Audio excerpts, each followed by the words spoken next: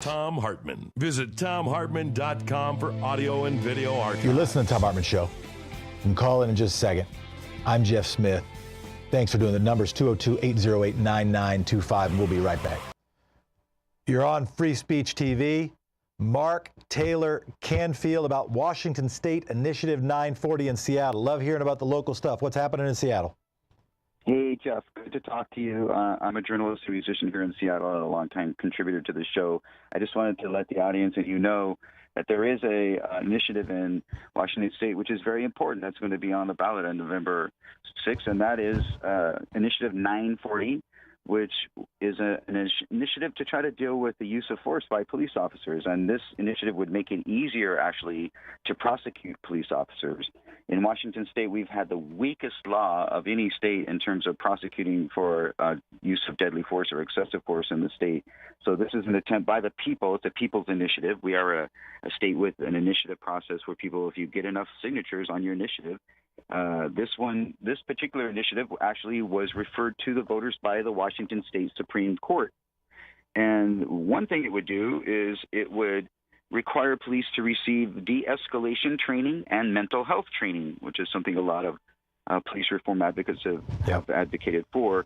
It would also require police to render first aid, and it would remove the requirement that prosecutors have to show that an officer showed malice in order for them to be prosecuted for use of deadly force. And as I said, we've had the weakest law in the country on this issue, and the Seattle Police Department itself has been under a Department of Justice review at one point for excessive use of force. So this is good news, I think, for the police reform advocates in this state. And, of course, that's an issue, I think, across the country. I also wanted to mention Sarah Smith, who is running for Congress against 21-year incumbent Adam Smith, no relation.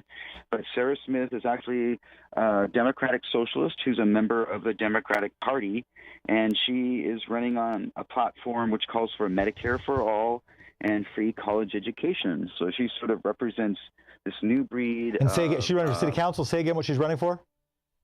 She's running for Congress. Running for Congress, excuse me. Washington State. And she's running as an additional party candidate, or is she running as a DSA party member, or is she running under the Democratic banner? She is a member of the Democratic Party, and she actually got through the primaries with Adam Smith. We have an instant runoff system primary here in Washington State, so we'll actually be voting between two Democrats for this position in Congress.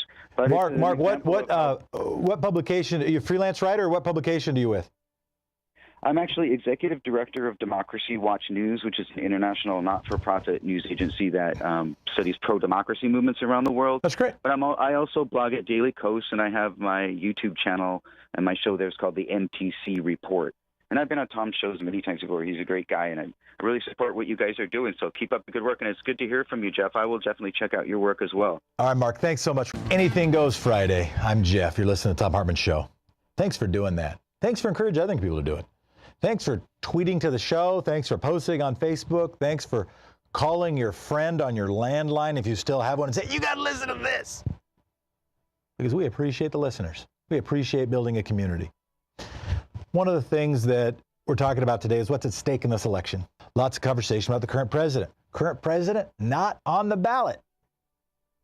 That happened in 2016, happened again in 2020, unless something happens in the next 2 years.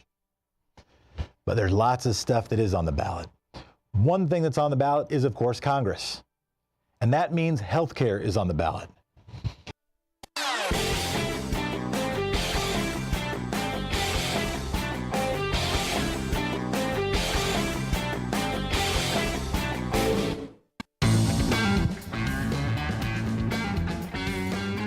You're listening to the Hartmann Show. I'm Jeff. One of the things that I do want to encourage folks to call in on Anything Goes Friday, and the number is 202-808-9925, is what's happening locally, what's happening in your town. That so much attention goes to what's happening nationally. And the funny thing is, so much attention goes to Trump. Guess who's not on the ballot? Like, the one guy who's not on the ballot is Donald Trump. Congress is on the ballot, real important. So are legislative races, so are local ballot initiatives happening in towns all over the country. What's happening in your neck of the woods? I'm Jeff Smith. This is the Thom Hartmann Show. We're going to be right back.